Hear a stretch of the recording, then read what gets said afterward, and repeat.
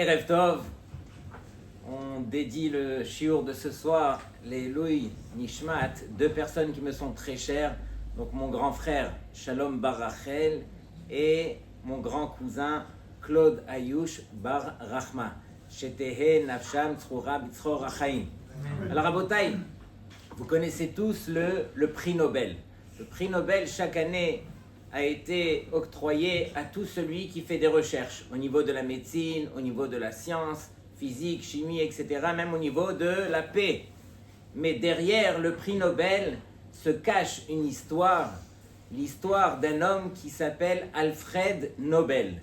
C'est lui-même sur qui on a donné le prix Nobel, et c'était un chimiste du 19e siècle. Voici que Alfred Nobel a découvert la bombe à la dynamite. Et donc, lui, il s'est dit, je vais faire avancer le monde comme il se doit.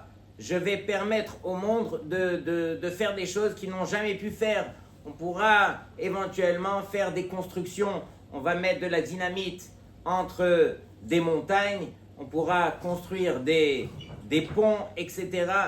Et donc, lui avait une bonne intention. Et il s'est rendu compte avec le temps que les gens ont utilisé donc sa découverte de l'autre côté, au point à ce qu'un jour, on lui a montré un journal qui venait de France, et on l'a appelé dans ce journal, on l'a appelé le locataire de la mort. Pourquoi ? Parce que c'était lui qui avait donné quelque part la permission à faire toutes ces guerres, à tuer autant de monde. Et donc, il a pris ça tellement à cœur qu'il est tombé dans une déprime jusqu'à la fin de sa vie et il ne savait plus comment faire. Lui avait une bonne intention, mais tout s'est retourné contre lui. Et en fin de compte, à la fin de sa vie, tout son argent, il a dit au moins que je quitte ce monde et que ce que j'ai pu faire alors va servir à quelque chose. Et donc, il a donné tout son argent à des institutions qui ont pu construire pour améliorer ce monde-ci. Mais je vous raconte cette histoire pour vous montrer que quelque part, même lorsqu'on a une bonne intention, on veut construire quelque chose, on voit que cette chose-là, elle peut aller exactement pour le contraire. Et donc, dans notre paracha, on voit que la paracha va nous parler de quelque chose qui s'appelle la kin'a. La kin'a, bien sûr, c'est la jalousie. Les chachamim n'ont pas terminé de parler sur la jalousie. Et bien sûr que la jalousie, il y a plusieurs façons de la comprendre. Du côté négatif, quelque part, alors on dit kasha kishol kin'a. La jalousie, elle est aussi difficile, aussi dure que quoi ? Que le sheol, que l'abîme. Elle peut faire tomber quelqu'un dans les profondeurs de l'abîme. Autre chose, bien sûr, hakin'a ve'atava ve'akavod motzi'in et adam min ha'olam. La kin'a, elle peut jeter l'homme de ce monde-ci. Shlomo HaMelech, il dit rekev atzamot kin'a, qui veut dire quoi ? Qui veut dire que la kin'a, elle peut aller jusqu'à même pourrir les os de l'homme. Imaginez en profondeur, elle peut arriver. Ça, c'est celui qui est atteint par la jalousie. Mais d'un autre côté, bien sûr, c'est ce côté qui nous intéresse, c'est marqué kin'at sofrim, tarbe chokhma, que la jalousie qu'on a pour celui qui est intelligent, pour celui qui travaille, alors elle nous rajoute de la sagesse. Et Shlomo HaMelech, il dit comme ça dans Mishlei, Raïti ani et kol amal ve et kol kisharon ha'maaseh, j'ai réfléchi. Donc là, on parle de l'homme le plus sage de tous les hommes.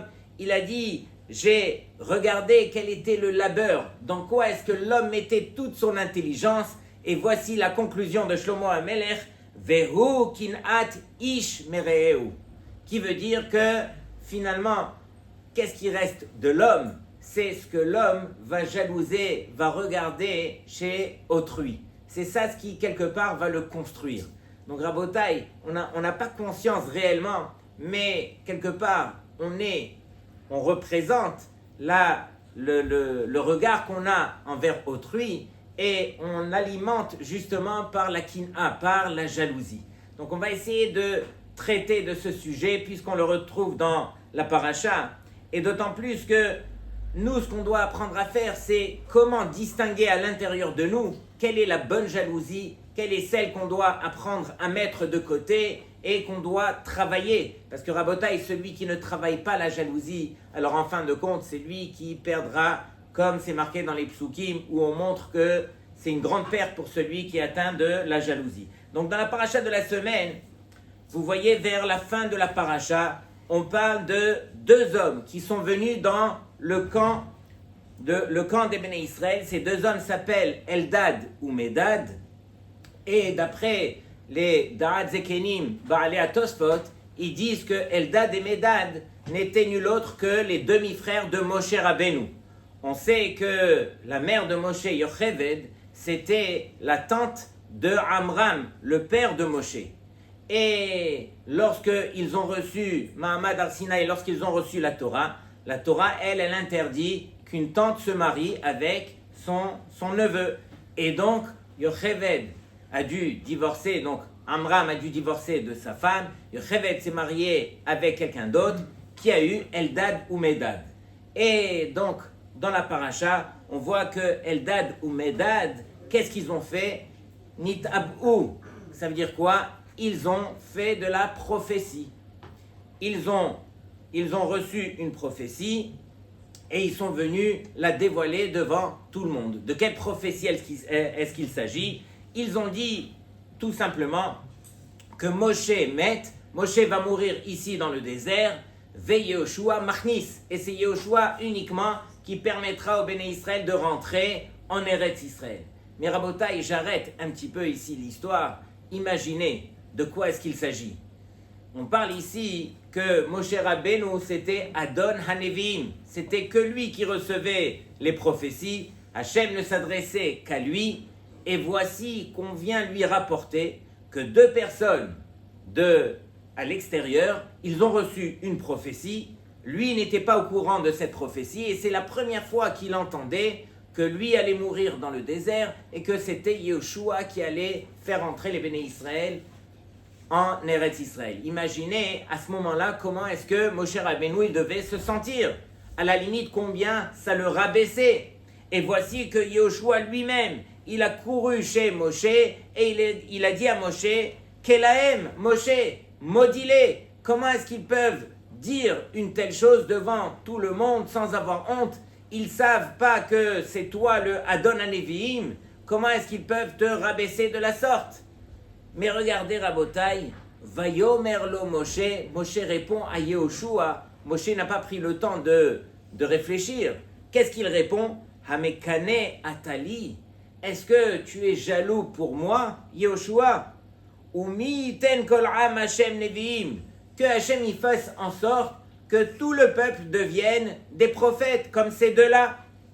Qui ten Hashem et rucho alehem. Que Hashem y mette donc son rouar sur chaque personne. Je n'ai pas besoin d'être le prophète exclusif du Am Israël. Que Akadosh Baruch Hu, il fasse en sorte que tous les Béné Israël soient des prophètes. Et donc Rabotai, la question elle est, Moshe Rabbeinu, au moment où normalement il aurait dû ressentir quelque part une kin'a, une jalousie, on voit que Moshe, rien du tout. Où est le cœur de Moshe? Comment est-ce que Moshe a mérité un tel cœur au point que les choses ne l'atteignent même pas? Et donc, c'est ce qu'on va essayer de comprendre. Comment est-ce qu'un homme peut arriver à ce niveau de comprendre que finalement, c'est Akadosh Baruch Hu qui met tout devant nous, on n'a aucune raison de jalouser. Et donc ici, finalement, qu'est-ce qui pousse l'homme à avoir cette kin'a? On sait que la kin'a, elle vient quelque part du cœur. Et donc, ce qu'on doit apprendre à faire, c'est travailler bien sûr ce cœur. Mais qu'est-ce qui pousse quel est l'organe réellement qui endort l'homme? C'est finalement la vision. L'homme, il regarde des choses qui ne lui appartiennent pas, il compare bien sûr avec son prochain, et quelque part, l'œil, alors, elle le trompe.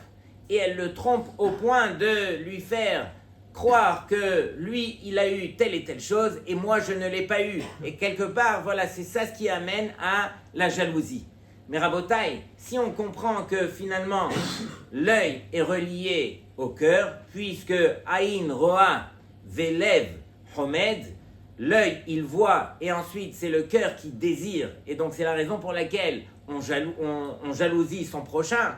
Alors ici, comment se fait-il que dans la Torah, on est marqué velo taturu, on n'aura pas le droit de regarder ahare levavchem ve'ahare einechem, d'après vos cœurs et d'après vos yeux. Normalement, on a dit dans l'ordre, aïn roa, on aurait dû marquer velo taturu ahare einechem ve'ahare levavchem.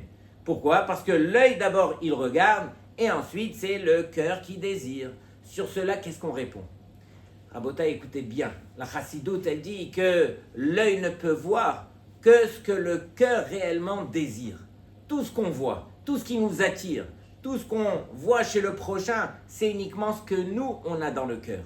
Donc à la base, ce qu'il faut apprendre à travailler, c'est exactement notre cœur.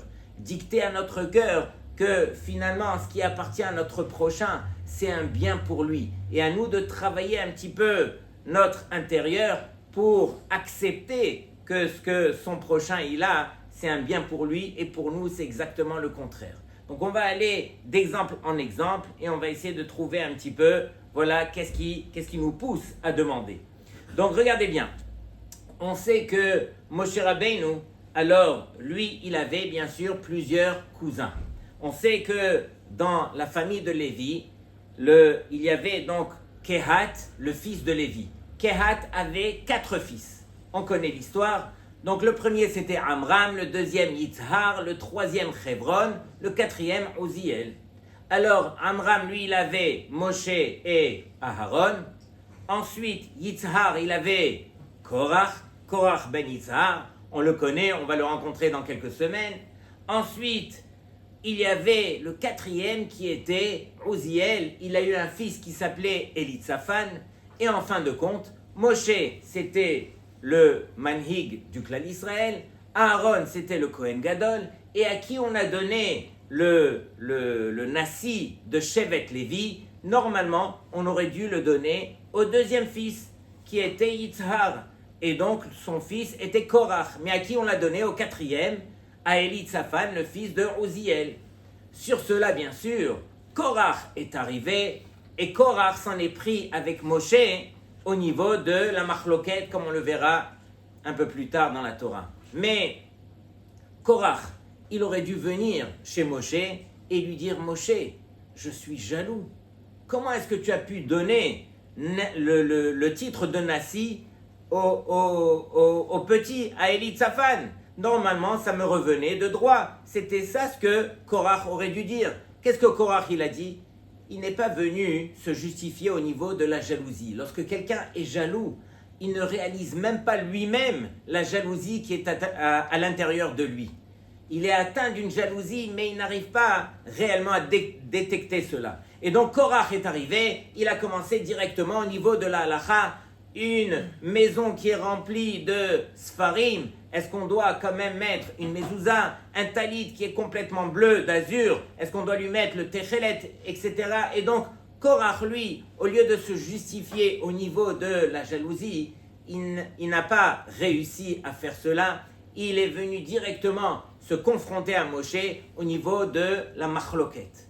Et justement, parce qu'à la base, lorsque quelqu'un est jaloux, il a du mal à pointer du doigt que le problème se trouve au niveau de la jalousie. Donc Rabotai, déjà une chose pour nous de réaliser que la jalousie, elle est à l'intérieur de nous, et il n'y a personne sur terre qui peut être épargné de la jalousie. C'est un mauvais fléau, c'est une mauvaise mida que chacun a un moment dans sa vie. On a tous été attirés par telle et telle chose qui appartient à notre prochain. Ou des fois, on se compare. Ah, tel et tel prochain, il a réussi au niveau de son travail, au niveau de sa parnassa. J'ai vu un hier qui m'a dit, ah, tu sais quoi, j'en ai marre, à chaque fois, moi, j'organise les vacances et c'est la foire, pendant que mon ami, chaque vacances qu'il a organisée, ça sort nickel. Il a loué la maison avec la piscine était géniale, tout s'est bien passé, et nous, on est arrivés là-bas, c'était une flaque d'eau, et c'était exactement le contraire. Et quelque part, c'est ça l'homme. L'homme, il finit toujours par se comparer à l'autre et ne réalise même pas que quelque part, c'est la jalousie. mais encore une fois, on va essayer de toucher à la Nekuda qui nous intéresse pour essayer de travailler cela. Lorsque Moshe Rabbeinu, il a été choisi par Hachem pour sauver le clan d'Israël, pour être lui, c'est lui le manhig. Alors Moshe, il a dit non Hachem, je ne peux pas, je ne veux pas, il a refusé. Et pourquoi il a refusé? Il avait son grand frère, Aaron. Et Aaron, il était à un niveau incroyable. Il avait 3 ans de plus que lui. Moshe a refusé.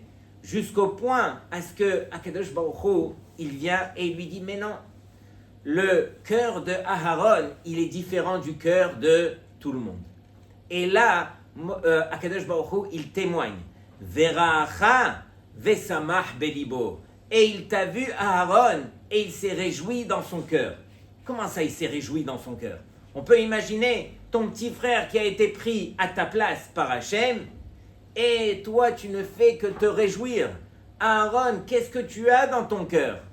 Et Rabotai, entre parenthèses, Aaron ne savait pas à ce moment-là qu'il serait choisi par la suite, grâce à cela, qu'il serait choisi en tant que Kohen Gadol, et que sur son cœur, qu'est-ce qu'on mettra? Le Urim Vetumim. Tout ce qu'on demandera au niveau Halacha, au niveau Torah, alors on le demandera à Aaron. Et où ça? Dans son cœur. Aaron, lui, il a su montrer Vesimach Belibo. Tu t'es réjoui pour ton frère. Akadosh Baruch Hu, il dit un cœur pareil. Alors conviendrait de mettre le Urim Vetumim sur lequel on demandera toutes les questions. Et Aaron, encore une fois, n'était même pas conscient à ce moment-là qu'il deviendrait le Kohen Gadol. Mais ce que nous, on doit essayer de comprendre comment Aaron il a atteint un tel niveau. Comment se fait-il que Aaron n'a pas été jaloux comme chacun d'entre nous aurions dû l'être s'il s'agissait de notre petit frère qui prend les devants, etc. Il y a un autre exemple. Lorsque Yitzhak Avinu, il envoie nul autre que son serviteur. Ce n'est pas réellement un serviteur, c'est son Rosh Yeshiva.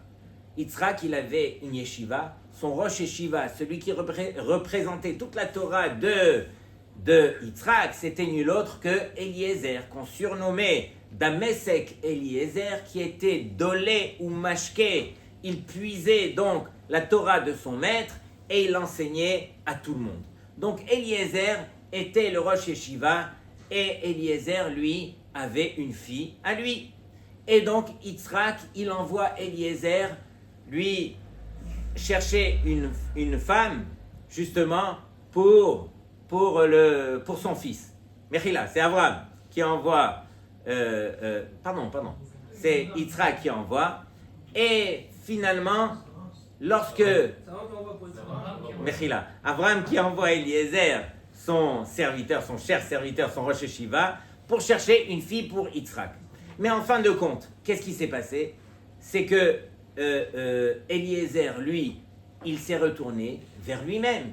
Il s'est dit, mais qui mieux que ma fille, qui a grandi à l'intérieur de la maison de Yitzhak, qui est imprégnée de toutes les midotes, qui a reçu tout ce chinour, pour justement qu'on la donne en femme à Yitzhak.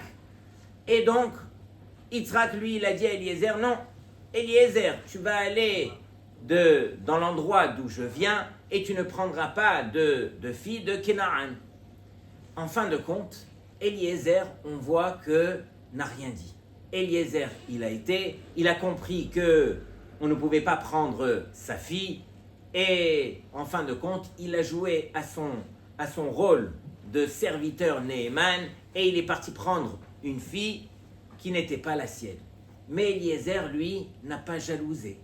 Et sur cela, Rabotai, j'ai vu le Midrash qui dit que Avraham Avinu, lorsqu'il s'est adressé à Eliezer, il a voulu lui expliquer, je sais très bien, Eliezer, que tu aurais voulu ta fille pour mon fils Yitzhak. Mais la vérité, c'est que je vais te faire jurer Elokei Hashamayim ve'Elokei Haaretz. Je vais te faire jurer sur le ciel et sur la terre. Et sur cela, le Midrash il dit, pourquoi il a fait jurer sur la terre? Parce que le ciel, on sait très bien que ça représente les valeurs spirituelles. Tout le monde veut s'évader dans les valeurs spirituelles. Personne ne veut ressembler à Haaretz, à la terre, à la Adama. Pourquoi? Parce que la terre, elle représente uniquement les valeurs matérielles, la gashmiut. Et donc, la terre, lorsque Akadosh Baruch Hu lui a demandé de jouer son rôle, la terre, elle a accepté. Elle aurait préféré, bien sûr, jouer un rôle plus élevé comme celui du ciel, mais elle a accepté. Et Akadosh Baruch Hu a appelé la terre Haaretz. Et pourquoi Haaretz? Parce que Haaretz vient du mot Ratson. Ratson, c'est quoi? C'est la volonté. La terre, elle a compris que la volonté d'Hachem était de rester en bas dans la Gashmiut, alors moi je vais jouer mon rôle. Et je n'ai pas à être jalouse contre les cieux, parce que finalement, on a tous un rôle à jouer. Et si finalement, on arrive à se détacher de son ami, on arrive à se concentrer sur le rôle qu'on est venu jouer sur terre, c'est uniquement de la sorte qu'on arrivera à ne plus jalouser, à ne plus comparer, à ne plus voir son prochain. C'est uniquement de la sorte qu'on sera heureux à l'intérieur de nous, parce que chacun d'entre nous est venu jouer un rôle qui lui est spécifique. Et donc, c'est ce qu'on voit ici de la terre. Haaretz milashon ratzon. Maintenant, écoutez bien cette phrase que j'ai écrite. Lorsque l'homme se parle à lui-même, alors il devrait se dire Tenase lihiot misheata. Essaye de devenir uniquement celui que toi tu es. Qui kol hashar tafus, parce que tout le reste, il est déjà occupé. C'est-à-dire que finalement, nous, on n'a pas à jalouser, on n'a pas à regarder son prochain. Parce que finalement, tous les rôles qui sont joués par les autres, ils sont déjà occupés. Personne ne peut, quelque part, jalouser ou regarder son prochain, parce qu'il devrait se rappeler à l'ordre que joue d'abord ton rôle, et celui de ton prochain, il n'y a que lui qui pourra le jouer. Donc Rabota, ici, on joue notre propre rôle, alors c'est uniquement de la sorte qu'on arrivera à se détacher de son prochain et qu'on arrivera avec le temps, Vesimah Belibo, on arrivera à se réjouir. Ça, c'est une des choses qu'on se doit de réfléchir. Comment se fait-il que, malheureusement, lorsque chez son prochain, il y a une mauvaise nouvelle, il y a une épreuve, alors bien sûr, on se retourne vers lui, on a envie de l'aider, on prie pour lui. Mais lorsque arrive le moment où on doit se réjouir pour son prochain, il vient de gagner le million, il vient de décrocher le plus grand contrat, il vient de réussir dans telle et telle discipline. Pourquoi est-ce qu'on n'arrive pas à se réjouir de la même façon qu'on le fait lorsque, malheureusement, il s'agit du contraire? Pourquoi c'est aussi difficile pour nous? Et donc, c'est ce que, quelque part, Aharon nous rappelle à l'ordre. Aharon, lui, savait très bien qu'il était venu sur terre pour jouer le rôle qu'Akadosh Baruch Hu veut lui accorder de jouer. Et donc, si finalement, on se concentre sur nous-mêmes, alors notre cœur va nous suivre. On n'aura plus besoin de dicter à nos yeux « ne regarde pas ça et tout ça » parce que finalement, tout dépend du cœur. Et ce cœur-là, il arrive à écouter la voix d'Hachem uniquement lorsqu'il comprend qu'on est venu sur terre pour jouer un rôle qui n'a rien à voir avec le rôle de mon prochain et qu'il n'y a personne sur terre qui pourra jouer ce rôle si ce n'est que moi-même. Et donc, finalement, la Torah, elle a comme réponse Kinat Sofrim. Que veut dire Kinat Sofrim? La jalousie, quelque part, qui est permise, qui est encouragée par la Torah, c'est celle qu'on voit celui qui étudie, celui qui réussit quelque part au niveau spirituel et on a envie de lui ressembler pour prendre son exemple. C'est pas qu'on a envie de le mettre de côté Chas Shalom et de l'écraser. Au contraire, on a envie de faire comme lui, on a envie de lui ressembler. Et donc Rabotai, si on met Dayek dans les mots, Kinat Sofrim, c'est quoi? C'est la jalousie du Sofer. Il y en a plusieurs ici qui sont Sofrim.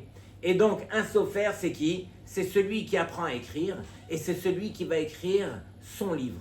On n'est pas à deux à écrire le même livre. Chacun d'entre nous, on est venu sur Terre pour rédiger notre propre livre. Et donc, lorsqu'on réalise que chacun il a son livre à écrire, alors, doucement et très vite, on arrive à se détacher de son prochain. On est là pour écrire notre propre histoire. Après 120 ans, chacun devra témoigner et justifier du livre qu'il est venu écrire sur terre.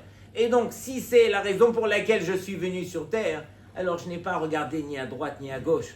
Déjà que je regarde le rôle que Akadosh Baruch Hu m'a demandé de jouer, que je joue pleinement mon rôle, que j'arrive à écrire mon livre comme il se doit, avec tous les méfarchim que ce livre comprend. Et donc, Rabotai, c'est ça, quelque part, la chose qui nous permettra de nous détacher de l'autre, apprendre à regarder soi-même pour justement apprécier le rôle que Akadosh Baruch Hu nous a demandé de jouer. Mais sachez aussi que la jalousie, elle peut faire, comme on l'a dit, descendre l'homme dans les abîmes. On raconte une fois une vraie histoire. À la yeshiva se trouvait un bachour qui, lui, dans son temps libre, il s'occupait du Otsar Asfarim, là où on garde les livres, et donc il rangeait les livres. Et avec le temps, il a même mis les numéros qu'on met pour classer les livres. Après, il a appris à mettre le scotch, à coudre les livres, et donc il s'occupait des Sfarim. Et lorsqu'il rentrait au Beth Midrash pour étudier pendant le Seder, il voyait un bachour qui ne bougeait pas de son livre, qui était matmid, qui lui, la Torah, c'était uniquement le limoud. Et donc, il allait et revenait, et comme ça, les semaines qui passent, il sentait qu'à l'intérieur de lui, il ressentait une jalousie envers ce bachour. Ce bachour, il ne perd pas une seconde, il étudie tout le temps. Et donc, est arrivé le moment où, malheureusement, la jalousie l'a atteint, et il s'est dit, je sais, je vais l'embêter pour justement, parce que je ne peux pas supporter de le voir uniquement étudier, lui il réussit et pas moi. Et donc qu'est-ce qu'il a fait? Lorsque le bachour il était entouré de sfarim, il venait l'embêter, il lui dit non, Mechila, je dois prendre ces sfarim, je dois les coudre, je dois mettre les numéros et tout ça, et il l'endormait, il prenait les sfarim qu'il étudiait, et il les ramenait que 2 semaines après. Mais le bachour il était en train d'étudier, mais le bachour il n'y avait rien qui pouvait l'ébranler. Et donc, il continue à étudier. Et lui, sa jalousie montait de plus en plus, au point à ce que, lorsqu'il rentrait maintenant au Beth Midrash, alors de temps en temps, il lui criait, il lui faisait un petit peu la honte. Est arrivé le summum, est arrivé le jour de Purim, là, il lui a fait la honte devant toute la yeshiva. Et ça l'a tellement rabaissé que le bachour a fermé son sefer et il a quitté la yeshiva.